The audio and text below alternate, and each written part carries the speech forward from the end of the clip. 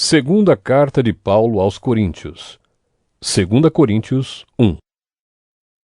Eu, Paulo, apóstolo de Cristo Jesus, pela vontade de Deus, escrevo junto com o nosso irmão Timóteo esta carta à Igreja de Deus que está na cidade de Corinto e também a todo o povo de Deus espalhado por toda a província da Acaia. Que a graça e a paz de Deus, o nosso Pai, e do Senhor Jesus Cristo estejam com vocês. Louvado seja o Deus e Pai do nosso Senhor Jesus Cristo, o Pai bondoso, o Deus de quem todos recebem ajuda. Ele nos auxilia em todas as nossas aflições, para podermos ajudar os que têm as mesmas aflições que nós temos.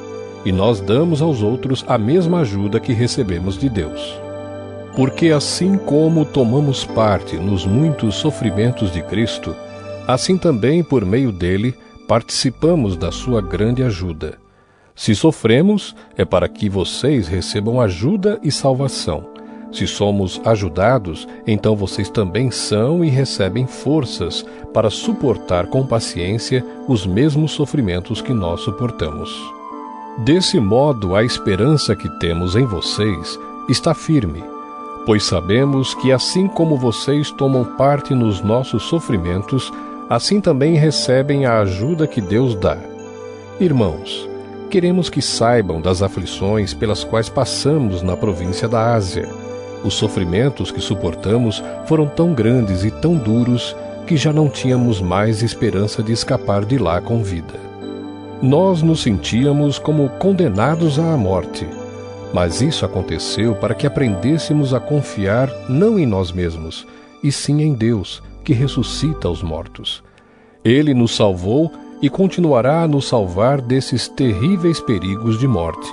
Sim, nós temos posto nele a nossa esperança, na certeza de que ele continuará a nos salvar, enquanto vocês nos ajudam orando por nós. Assim Deus responderá às muitas orações feitas em nosso favor e nos abençoará. E muitos lhe agradecerão as bênçãos que ele nos dará. É disto que temos orgulho.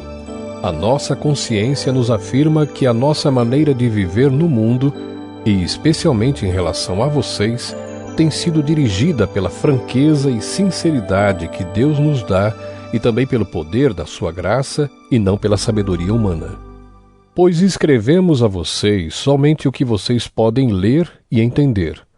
Agora vocês nos entendem só em parte, mas espero que cheguem a nos compreender completamente, para que no dia do nosso Senhor Jesus vocês tenham orgulho de nós como nós temos de vocês.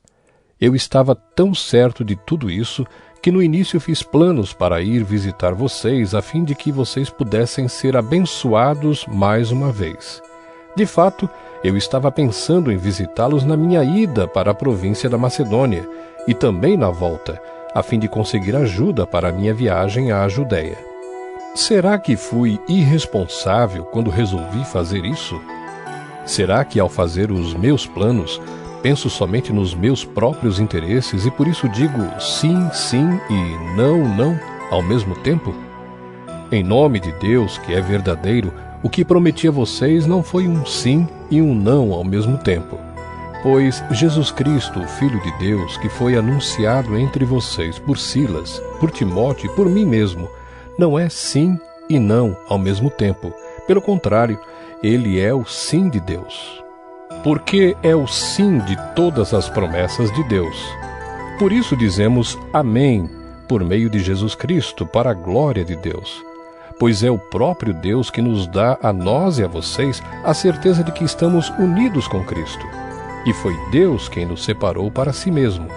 Como dono, ele pôs a sua marca em nós e colocou no nosso coração o Espírito Santo, que é a garantia das coisas que ele guarda para nós. Eu chamo Deus como minha testemunha. Ele conhece o meu coração. A fim de evitar aborrecimentos para vocês, resolvi não ir até Corinto.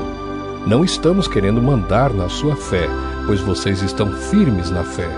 Pelo contrário, queremos trabalhar com vocês para que vocês sejam mais felizes ainda.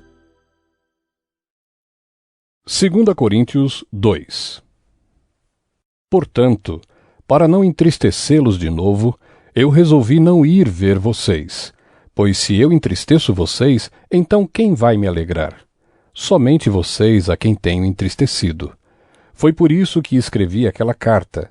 O motivo foi que eu não queria ir e ser entristecido pelas próprias pessoas que deveriam me alegrar, pois eu tenho a certeza de que quando estou feliz, vocês todos também estão.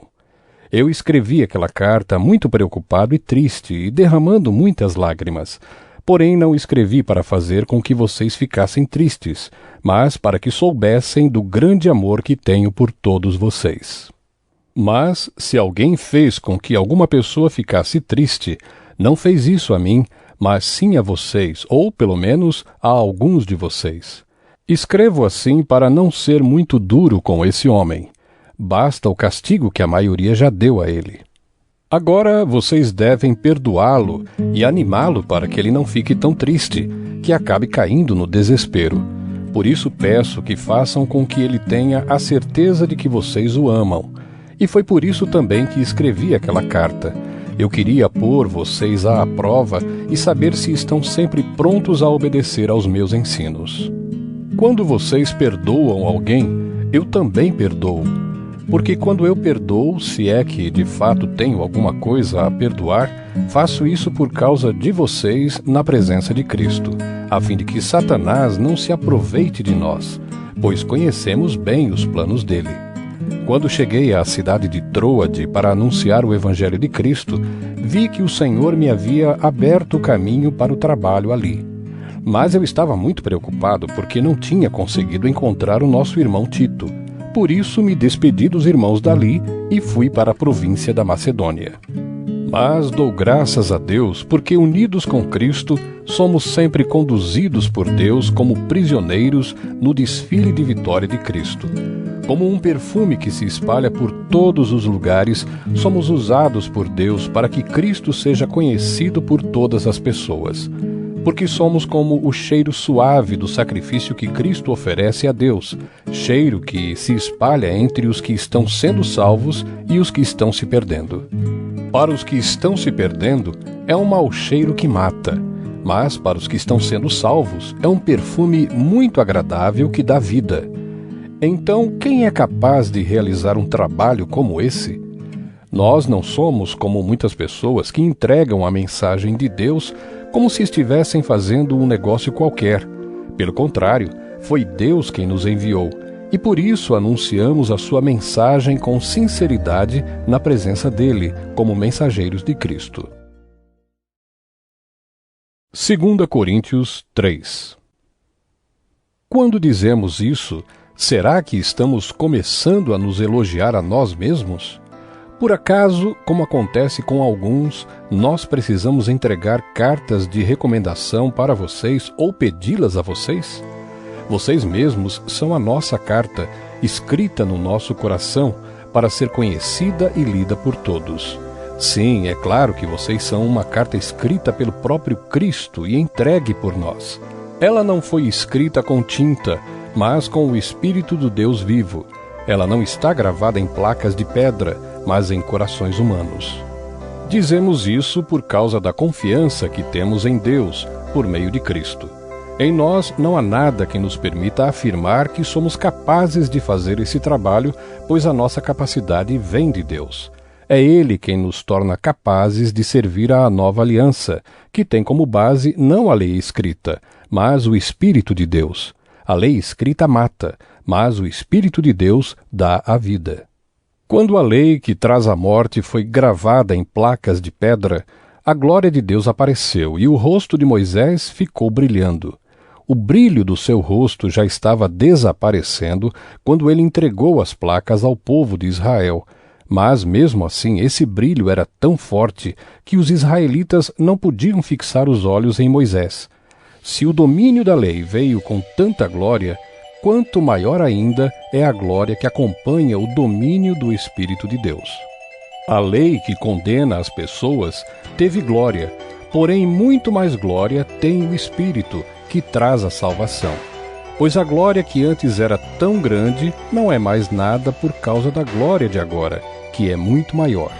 De modo que se houve glória naquilo que durou somente um pouco de tempo, muito mais glória tem aquilo que dura para sempre. E porque temos essa esperança, agimos com toda a confiança. Nós não fazemos como Moisés, que cobria o rosto com um véu, para que os israelitas não pudessem ver que o seu brilho estava desaparecendo. Mas eles não queriam compreender, e até hoje, quando eles leem os livros da antiga aliança, a mente deles está coberta com o mesmo véu. E esse véu só é tirado quando a pessoa se une com Cristo. Mesmo agora, quando eles leem a lei de Moisés, o véu ainda cobre a mente deles. Mas o véu pode ser tirado, como dizem as Escrituras Sagradas. O véu de Moisés foi tirado quando ele se voltou para o Senhor. Aqui a palavra Senhor quer dizer o Espírito, e onde o Espírito do Senhor está presente, aí existe liberdade. Portanto, todos nós, com o rosto descoberto, refletimos a glória que vem do Senhor. Essa glória vai ficando cada vez mais brilhante e vai nos tornando cada vez mais parecidos com o Senhor, que é o Espírito. 2 Coríntios 4. Deus, na sua misericórdia, nos deu essa tarefa, e é por isso que nunca ficamos desanimados. Nós rejeitamos tudo o que é feito escondido e tudo o que é vergonhoso. Não agimos de má fé, nem falsificamos a mensagem de Deus. Pelo contrário, agimos sempre abertamente, de acordo com a verdade, e assim as pessoas têm uma boa impressão de nós, que vivemos na presença de Deus. Porque se o evangelho que anunciamos está escondido somente para os que estão se perdendo. Eles não podem crer, pois o Deus deste mundo conservou a mente deles na escuridão. Ele não os deixa ver a luz que brilha sobre eles, a luz que vem da boa notícia a respeito da glória de Cristo, o qual nos mostra como Deus realmente é. Pois nós não anunciamos a nós mesmos, nós anunciamos Jesus Cristo como o Senhor e a nós como servos de vocês, por causa de Jesus. O Deus que disse que da escuridão brilha a luz é o mesmo que fez a luz brilhar no nosso coração. E isso para nos trazer a luz do conhecimento da glória de Deus que brilha no rosto de Jesus Cristo. Porém, nós que temos esse tesouro espiritual somos como potes de barro, para que fique claro que o poder supremo pertence a Deus e não a nós. Muitas vezes ficamos aflitos, mas não somos derrotados. Algumas vezes ficamos em dúvida, mas nunca ficamos desesperados. Temos muitos inimigos, mas nunca nos falta um amigo. Às vezes somos gravemente feridos, mas não somos destruídos. Levamos sempre no nosso corpo mortal a morte de Jesus, para que também a vida dele seja vista no nosso corpo. Durante a vida inteira estamos sempre em perigo de morte por causa de Jesus, para que a vida dele seja vista neste nosso corpo mortal. De modo que a morte está agindo em nós e a vida está agindo em vocês. As Escrituras Sagradas dizem: Eu criei e por isso falei. Pois assim nós que temos a mesma fé em Deus, também falamos porque cremos. Pois sabemos que Deus, que ressuscitou o Senhor Jesus, também nos ressuscitará com ele e nos levará junto com vocês até a presença dele. Tudo isso aconteceu para o bem de vocês, a fim de que a graça de Deus alcance um número cada vez maior de pessoas, e estas façam mais orações de agradecimento para a glória de Deus. Por isso, nunca ficamos desanimados. Mesmo que o nosso corpo vá se gastando, o nosso espírito vai se renovando dia a dia. E essa pequena e passageira aflição que sofremos vai nos trazer uma glória enorme e eterna, muito maior do que o sofrimento. Porque nós não prestamos atenção nas coisas que se veem, mas nas que não se veem. Pois o que pode ser visto dura apenas um pouco, mas o que não pode ser visto dura para sempre. 2 Coríntios 5. De fato, nós sabemos que quando for destruída esta barraca em que vivemos, que é o nosso corpo aqui na terra, Deus nos dará para morarmos nela uma casa no céu. Essa casa não foi feita por mãos humanas, foi Deus quem a fez e ela durará para sempre. Por isso gememos enquanto vivemos nesta casa de agora, pois gostaríamos de nos mudarmos já para a nossa nova casa no céu. Aquela casa será o nosso corpo celestial, e, quando nos vestirmos com ele, não ficaremos sem corpo. Gememos aflitos enquanto vivemos nesta barraca, que é o nosso corpo. Isso não é porque queiramos ficar livres do nosso corpo terreno. O que desejamos é receber o corpo celestial, para que a vida faça com que o que é mortal desapareça. E foi Deus quem nos preparou para essa mudança e nos deu o seu Espírito como garantia de tudo o que Ele tem para nos dar. Estamos sempre muito animados, pois sabemos que enquanto vivemos neste corpo, estamos longe do lar do Senhor, porque vivemos pela fé e não pelo que vemos. Estamos muito animados e gostaríamos de deixar de viver neste corpo para irmos viver com o Senhor. Porém, acima de tudo, o que nós queremos é agradar o Senhor, seja vivendo no nosso corpo aqui, seja vivendo lá com o Senhor. Porque todos nós temos de nos apresentar diante de Cristo para sermos julgados por Ele. E cada um vai receber o que merece, de acordo com o que fez de bom ou de mal na sua vida aqui na terra. Sabemos o que quer dizer temer o Senhor, e por isso procuramos levar as pessoas à verdade. Deus nos conhece completamente, e espero que no seu coração vocês me conheçam também. Não estamos querendo nos elogiar a nós mesmos outra vez para vocês. Pelo contrário, queremos lhes dar motivo para terem orgulho de nós, a fim de que tenham o que responder aos que se sentem orgulhosos por causa da aparência de uma pessoa e não por causa do que ela é. Pois se estamos loucos, é em favor de Deus, e se temos juízo, é em favor de vocês, porque somos dominados pelo amor que Cristo tem por nós, pois reconhecemos que um homem, Jesus Cristo, morreu por todos, o que quer dizer que todos tomam parte na sua morte. Ele morreu por todos, para que os que vivem não vivam mais para si mesmos, mas vivam para aquele que morreu e foi ressuscitado para a salvação deles. Por isso, daqui em diante, não vamos mais usar regras humanas quando julgarmos alguém. E se antes de nos termos tornado cristãos, julgamos Cristo de acordo com regras humanas, agora não fazemos mais isso. Quem está unido com Cristo é uma nova pessoa. Acabou-se o que era velho, e já chegou o que é novo. Tudo isso é feito por Deus, o qual, por meio de Cristo, nos transforma de inimigos em amigos dele.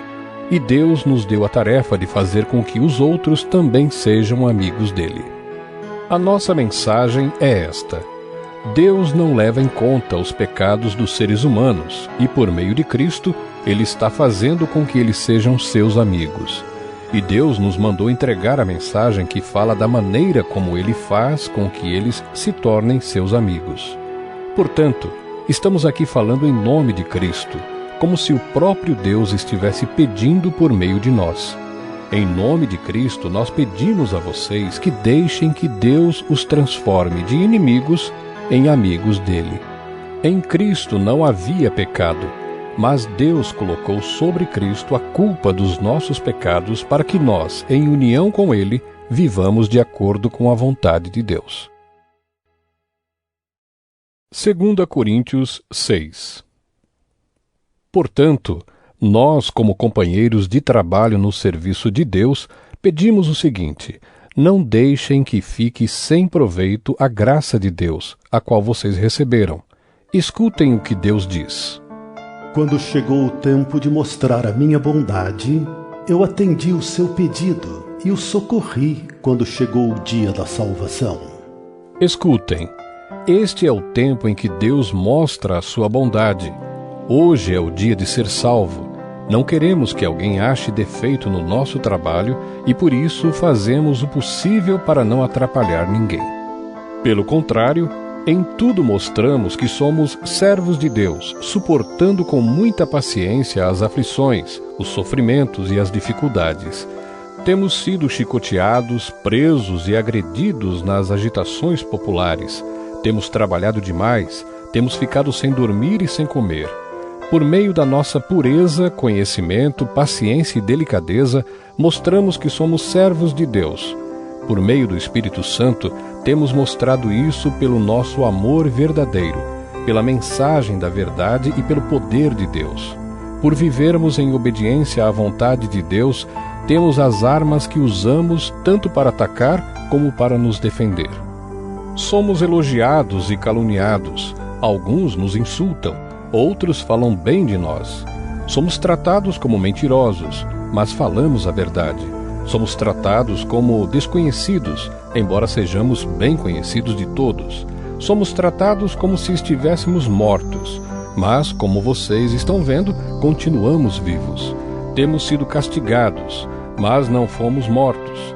Às vezes ficamos tristes, outras vezes ficamos alegres. Parecemos pobres, mas enriquecemos muitas pessoas. Parece que não temos nada, mas na verdade possuímos tudo. Queridos amigos de Corinto, temos falado francamente e temos aberto completamente o nosso coração para vocês. Não temos fechado o nosso coração. Vocês é que têm fechado o coração de vocês para nós. Eu falo com vocês como se vocês fossem meus filhos. Tenham por nós os mesmos sentimentos que temos para com vocês e abram completamente o coração de vocês para nós. Não se juntem com descrentes para trabalhar com eles, pois como é que o certo pode ter alguma coisa a ver com o errado? Como é que a luz e a escuridão podem viver juntas? Como podem Cristo e o diabo estar de acordo? O que é que um cristão e um descrente têm em comum? Que relação pode haver entre o templo de Deus e os ídolos? Pois nós somos o templo do Deus vivo, como o próprio Deus já disse: Eu vou morar e viver com eles. Serei o Deus deles e eles serão o meu povo. E o Senhor Todo-Poderoso diz: Saiam do meio dos pagãos e separem-se deles. Não toquem em nada que seja impuro, e então eu aceitarei vocês.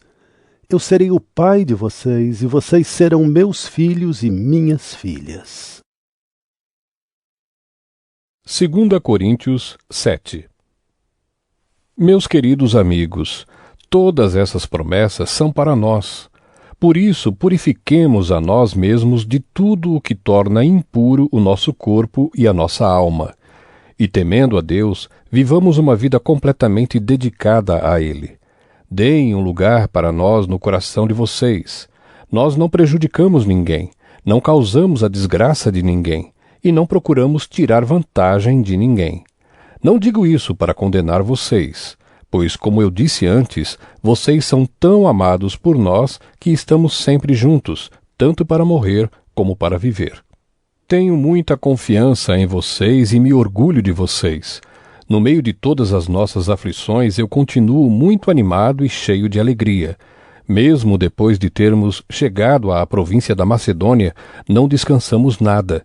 Em todos os lugares houve problemas, lutas com os de fora e medo no nosso coração. Porém, Deus, que anima os desanimados, nos animou com a chegada de Tito. E não foi somente a chegada dele que nos animou, mas também a informação dada por ele de que vocês o animaram.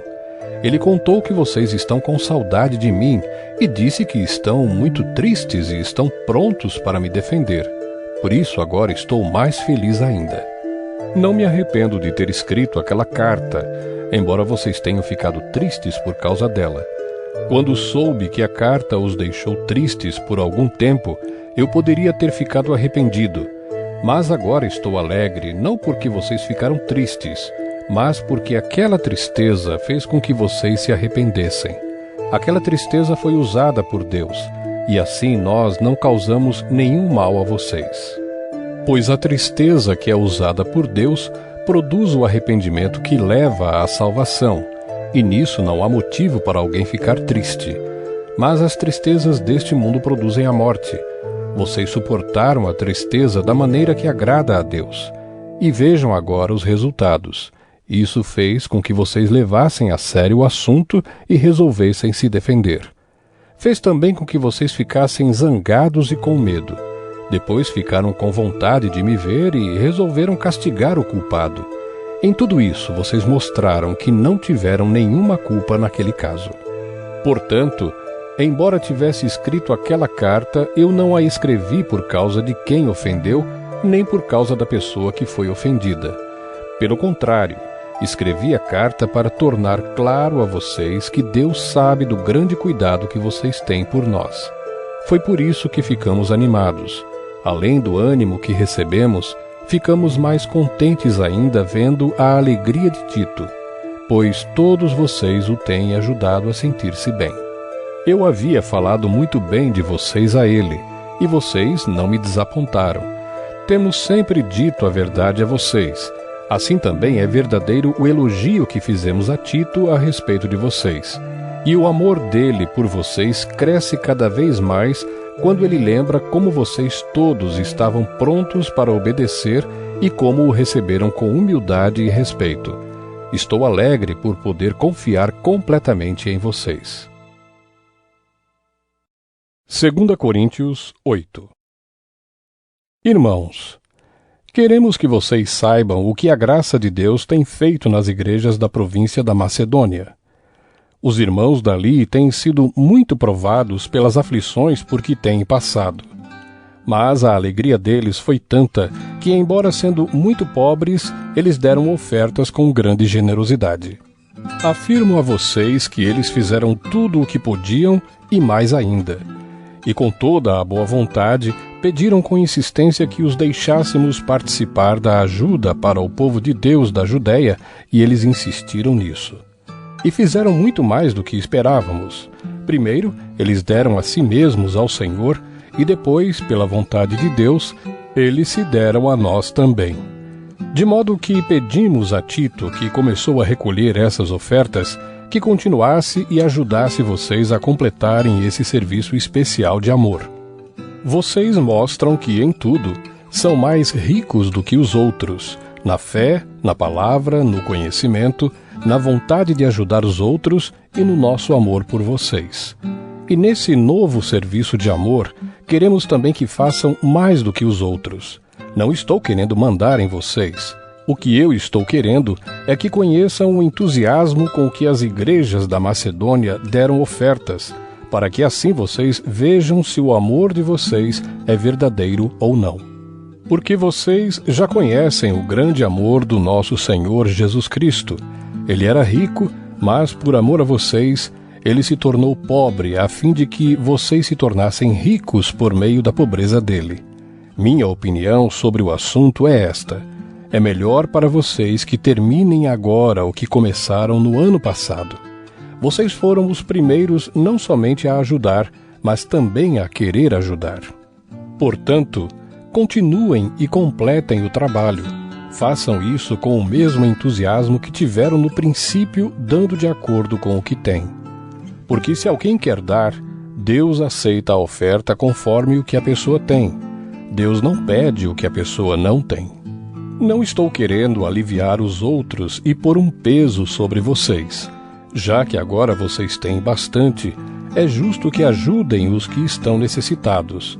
Em alguma outra ocasião, se vocês precisarem e eles tiverem bastante, aí eles poderão ajudá-los. Assim todos são tratados com igualdade. Como dizem as Escrituras Sagradas: ao que muito pegou, nada sobrou. Ao que pouco pegou, nada faltou. Agradecemos muito a Deus porque pôs no coração de Tito o mesmo desejo que nós temos de ajudar vocês. Ele aceitou o nosso pedido e, como quer ajudá-los, resolveu ir com toda a boa vontade encontrar-se com vocês. Junto com ele estamos enviando o irmão que é muito respeitado em todas as igrejas pelo seu trabalho de anunciar o Evangelho. Além disso, esse irmão foi escolhido e indicado pelas igrejas para viajar conosco a fim de nos ajudar nesse serviço de amor que fazemos para a glória do Senhor e também para mostrar que, de fato, queremos ajudar. Queremos evitar, assim, que outros nos critiquem por causa da maneira pela qual estamos recolhendo essa grande oferta.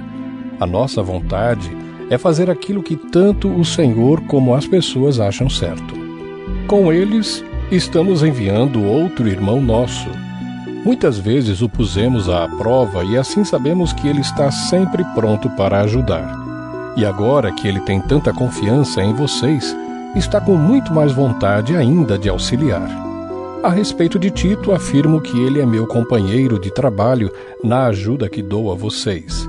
E quanto aos outros irmãos que vão com ele, são representantes das igrejas e trazem glória para Cristo.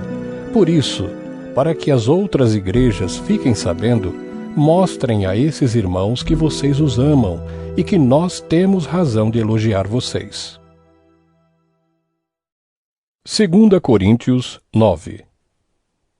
A respeito do auxílio que vocês estão mandando ao povo de Deus na Judéia, de fato não tenho nada que escrever a vocês. Sei que estão querendo ajudar, e por isso eu os tenho elogiado para os irmãos da província da Macedônia.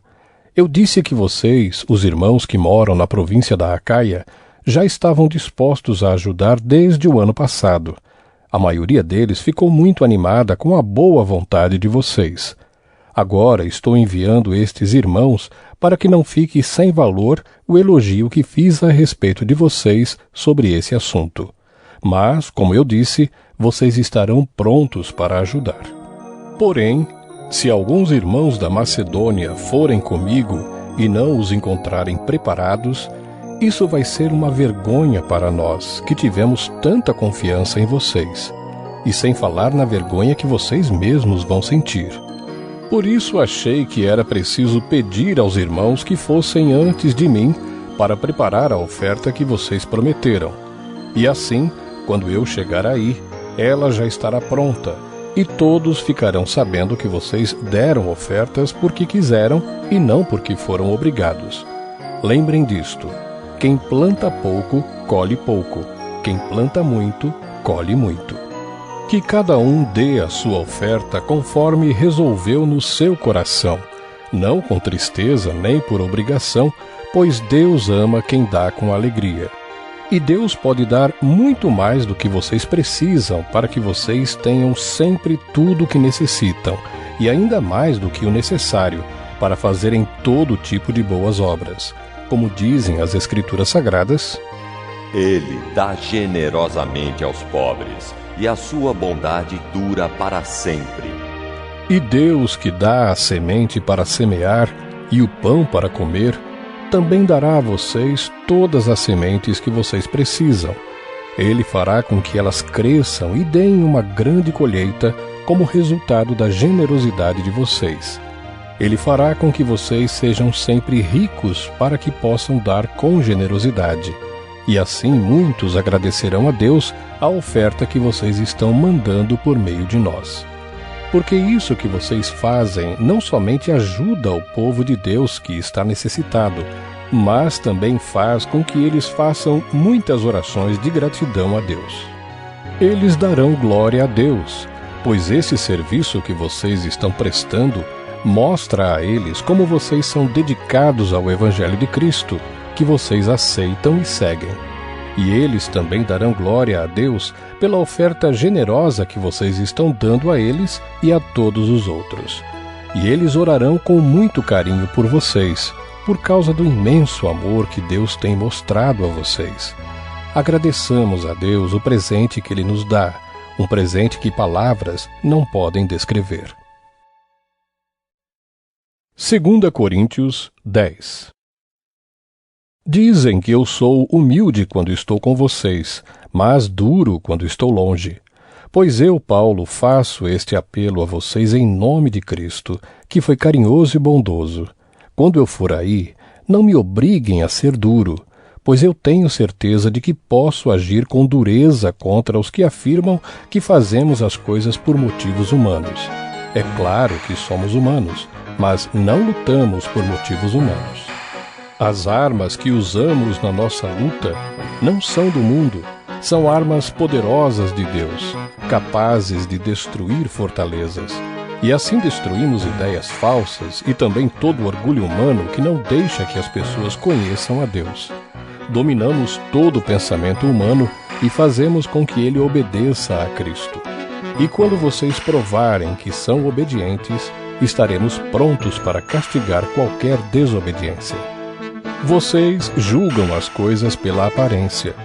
Se uma pessoa tem certeza de que pertence a Cristo, deve pensar de novo a respeito disso, pois nós também pertencemos a Cristo, tanto quanto essa pessoa. O Senhor Jesus me deu autoridade sobre vocês, não para destruí-los, mas para fazê-los crescer espiritualmente. E embora eu tenha me orgulhado um pouco demais da minha autoridade, não tenho nada de que me envergonhar. Não quero que pareça que estou tentando assustar vocês com as minhas cartas. Alguém vai dizer: as cartas de Paulo são severas e duras, mas quando ele está conosco é tímido e, quando fala, é um fracasso. Porém, essa pessoa deve saber que não existe diferença entre o que escrevemos nas cartas quando estamos longe e o que fazemos quando estamos aí com vocês. É claro que não nos atrevemos a nos igualar ou a nos comparar com aqueles que pensam que são tão importantes. Como são ignorantes! Primeiro eles resolvem quais as medidas que irão usar para se medir, e depois eles se julgam de acordo com essas mesmas medidas. Nós não vamos nos orgulhar além de certos limites. Deus é quem põe os limites no nosso campo de trabalho e Ele nos deixou chegar até vocês em Corinto. Desde que vocês estão dentro desses limites, não fomos além deles quando chegamos até aí levando o Evangelho de Cristo.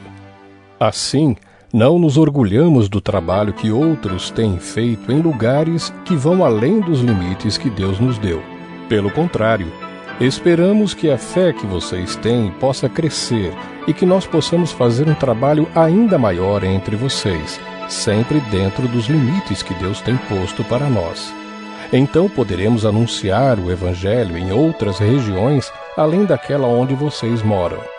Isso sem entrar em campos de outras pessoas, para não nos orgulharmos do trabalho feito por elas. Como dizem as Escrituras Sagradas, quem quiser se orgulhar, que se orgulhe daquilo que o Senhor faz, pois a pessoa só é aprovada quando o Senhor a aprova, e não quando é aprovada por si mesma. 2 Coríntios 11. Eu gostaria que vocês me suportassem, mesmo quando sou um tanto louco. Por favor, me suportem. O mesmo zelo que Deus tem por vocês, eu também tenho, porque vocês são como uma virgem pura que eu prometi dar em casamento somente a um homem, que é Cristo. Pois assim como Eva foi enganada pelas mentiras da cobra, eu tenho medo de que a mente de vocês seja corrompida e vocês abandonem a devoção sincera e pura a Cristo.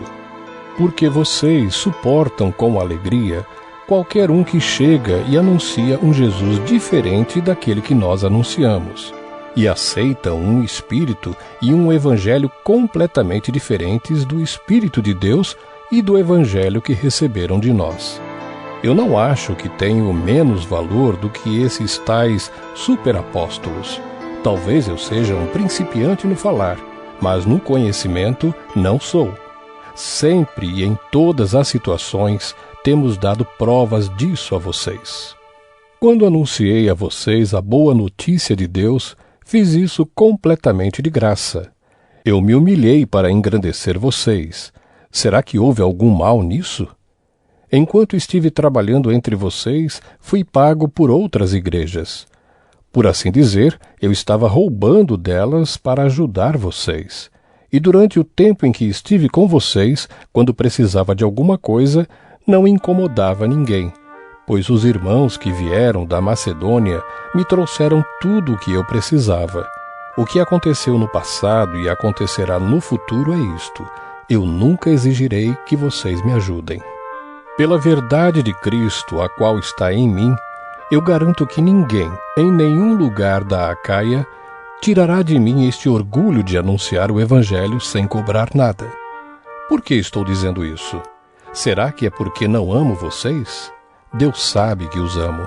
O que estou fazendo agora vou continuar a fazer a fim de evitar que aqueles tais apóstolos tenham motivo para se gabar e dizer que fazem um trabalho igual ao nosso. Aqueles homens são apóstolos falsos e não verdadeiros. Eles mentem a respeito dos seus trabalhos e se disfarçam, apresentando-se como verdadeiros apóstolos de Cristo.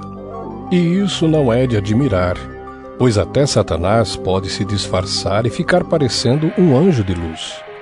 Portanto, não é nada demais que os servidores dele se disfarcem, apresentando-se como pessoas que fazem o bem. Mas, no fim, eles receberão exatamente o que as suas ações merecem. Repito, ninguém deve pensar que eu estou louco. Mas se vocês pensam isso, então me recebam como louco, para que assim eu tenha alguma pequena coisa de que me gabar. De fato, o que estou dizendo agora não é o que o Senhor me mandou dizer.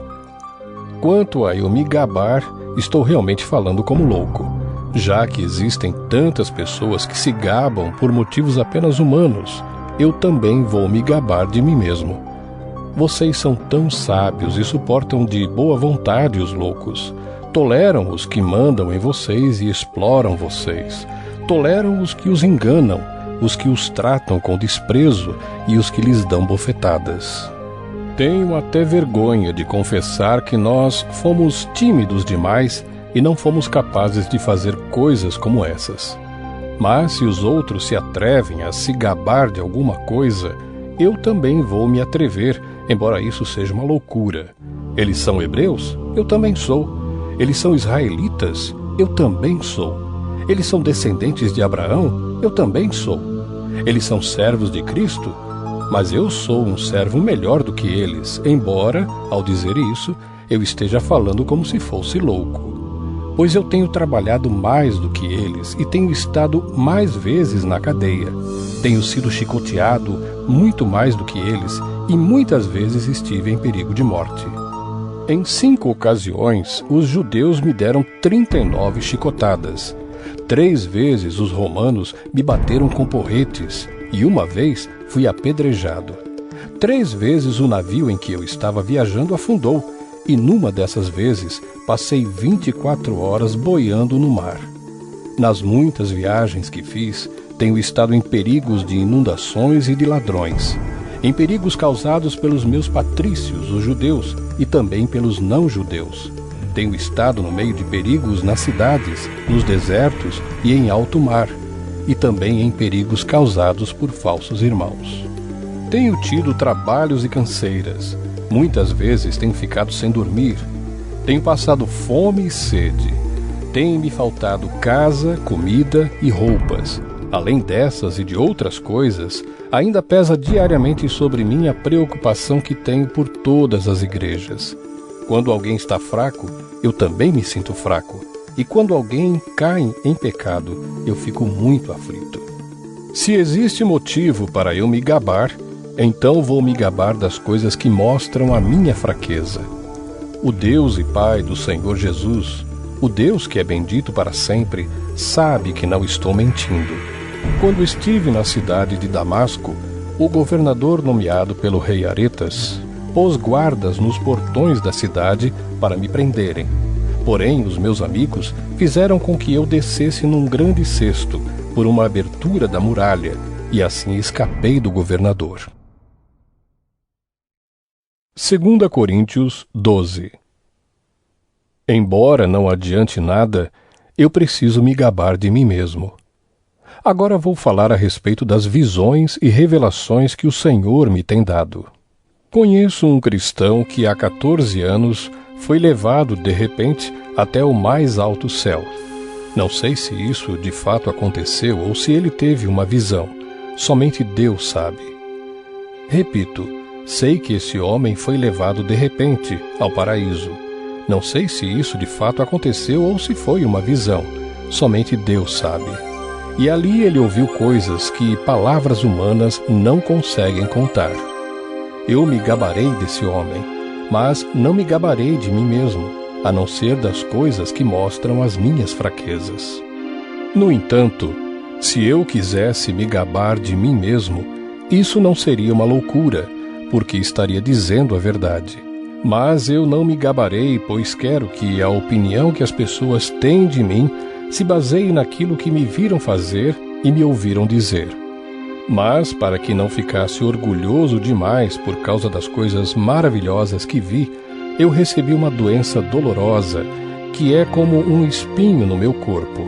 Ela veio como um mensageiro de Satanás para me dar bofetadas e impedir que eu ficasse orgulhoso.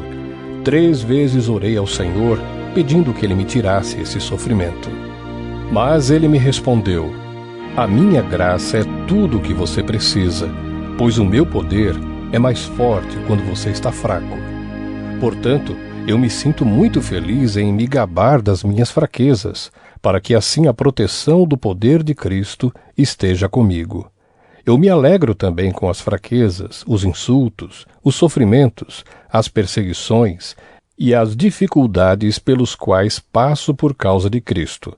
Porque quando perco toda a minha força, então tenho a força de Cristo em mim. Eu estou agindo como um louco, mas foram vocês que me obrigaram a isso. Porque vocês é que deviam falar bem de mim. Pois mesmo que eu não valha nada, não sou inferior de modo nenhum a esses tais superapóstolos de vocês. As coisas que provam que de fato sou apóstolo foram feitas entre vocês com muita paciência. Foram sinais, maravilhas e milagres. Como é que vocês foram tratados pior do que as outras igrejas? A única diferença é que eu não exigi que vocês me ajudassem. Por favor, perdoem essa injustiça. Já estou preparado para fazer a minha 3ª visita a vocês e novamente não vou exigir que vocês me ajudem. Eu quero vocês e não o dinheiro de vocês. Afinal de contas, são os pais que devem juntar dinheiro para os filhos, e não os filhos para os pais. Vou ficar contente em gastar tudo o que tenho e até a mim mesmo para ajudá-los. Será que vocês me amarão menos só porque eu os amo tanto? Portanto, vocês vão concordar que eu não exigi nada de vocês. Porém, alguém poderá dizer que os enganei e tapeei com mentiras. Por acaso explorei vocês por meio de algum mensageiro que lhes mandei? Eu pedi a Tito que fosse visitá-los e mandei com ele o outro irmão na fé. Por acaso Tito os explorou? Será que nós dois não temos agido do mesmo modo e com o mesmo espírito? Talvez vocês pensem que estamos querendo nos defender diante de vocês, mas não é isso. Falamos como Cristo nos mandaria falar na presença de Deus. E tudo o que fazemos, queridos amigos, é para ajudar vocês. Tenho medo de que quando chegar aí, eu os encontre diferentes do que eu gostaria que fossem, e que vocês me achem diferente do que gostariam que eu fosse. Tenho medo também de encontrar brigas e ciumeiras, ódio e egoísmo, insultos, falatório, orgulho e desordens. Receio ainda que na minha próxima visita o meu Deus me humilhe diante de vocês, e que eu tenha de chorar por muitos de vocês que continuam a cometer os mesmos pecados que cometiam no passado e não se arrependeram da sua imoralidade sexual, nem das relações sexuais proibidas, nem de outras coisas indecentes que faziam. 2 Coríntios 13. Esta já é a 3ª vez que vou visitá-los. Como dizem as Escrituras Sagradas, qualquer acusação precisa ser confirmada pela palavra de pelo menos 2 testemunhas. Quero dizer uma coisa a vocês que pecaram no passado e a todos os outros. Durante a minha 2ª visita, eu já tinha dito isto e agora que estou longe, repito. Na próxima vez que eu for, não vou ter pena de ninguém. Então vocês terão todas as provas que quiserem de que Cristo fala por meio de mim. Quando trata com vocês, Cristo não é fraco. Pelo contrário, mostra o seu poder entre vocês. Porque embora tenha sido crucificado em estado de fraqueza, Cristo vive pelo poder de Deus. Assim nós também, unidos com Ele, somos fracos, porém em nossa convivência com vocês, estaremos ligados com o Cristo vivo e teremos o poder de Deus para agir. Examinem-se para descobrir se vocês estão firmes na fé. Com certeza vocês sabem que Jesus Cristo está unido com vocês, a não ser que vocês tenham falhado completamente. E espero que vocês saibam que nós não temos falhado.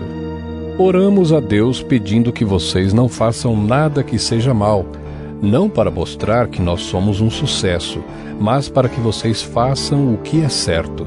E não importa que fique parecendo que nós falhamos, pois nós não podemos fazer nada contra a verdade, mas somente a favor da verdade.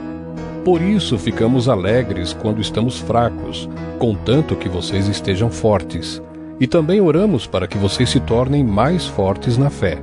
Escrevo esta carta antes de ir vê-los para que, quando eu for, não tenha de ser tão duro no uso da autoridade que o Senhor me deu.